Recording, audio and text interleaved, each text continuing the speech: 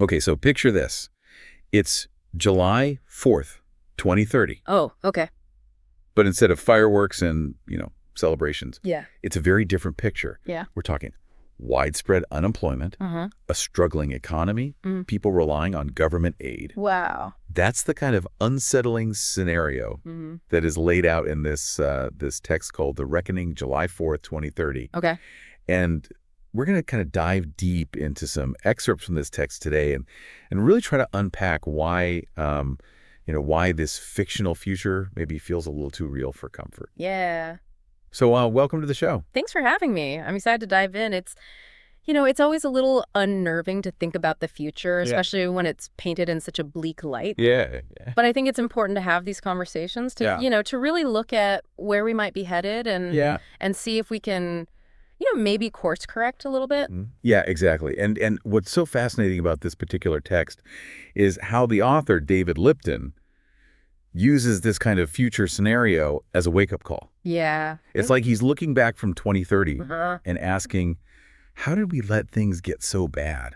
Yeah, this is a great way to put it. It's like he's holding up a mirror to our present and saying, hey, if we don't course correct, this is where we might end up. And that's, I think, what makes this so compelling. So let's get into it. What does Lipton actually identify as the missteps that lead to this, kind of bleak 2030? Well, he points to a few key factors. One is this intense internal political strife that we've been seeing. Okay. Which he argues has really kind of blinded us to what's been happening on the global stage. Oh, interesting. While we're busy fighting amongst ourselves, other players, like China, have been strategically expanding their influence. Yeah, okay, so let's talk about China for a second, because the excerpt specifically kind of highlights China's growing presence in Latin America. Right. And he throws out some pretty stark numbers here. He says there's been a 26-fold increase in trade between China and Latin America from 2000 to 2023, going from like $12 billion to $315 billion. Like, what is the significance of that? Beyond just the fact that that's a huge number. Well, I mean, you hit the nail on the head. I mean, it is a massive increase, and it really signifies a shift in global power dynamics.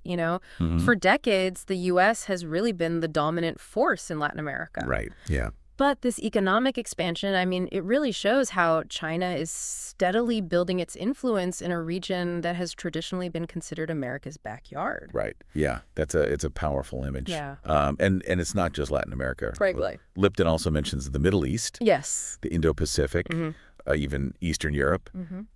He uses this term global outflanking. Yeah.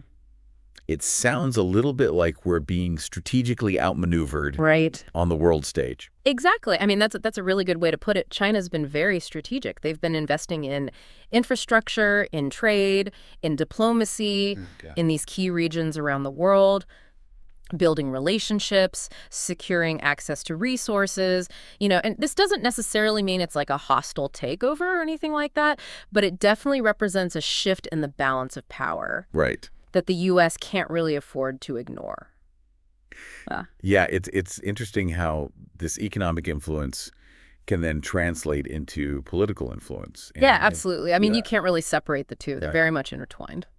One thing that really stuck with me was this detail about the Panama Canal. Oh, right, yeah. Lipton mentions that there are like nearly 40 Chinese companies that are involved in infrastructure projects there. Right. And it just makes you think like, wow, they're really playing the long game here. Yeah, absolutely. Yeah. And, the Panama Canal is it's a critical choke point for global trade, And China's involvement there, along with its activities in all these other strategically important locations, it really raises a critical question for the U.S., Which is, do we retreat into isolationism? Right.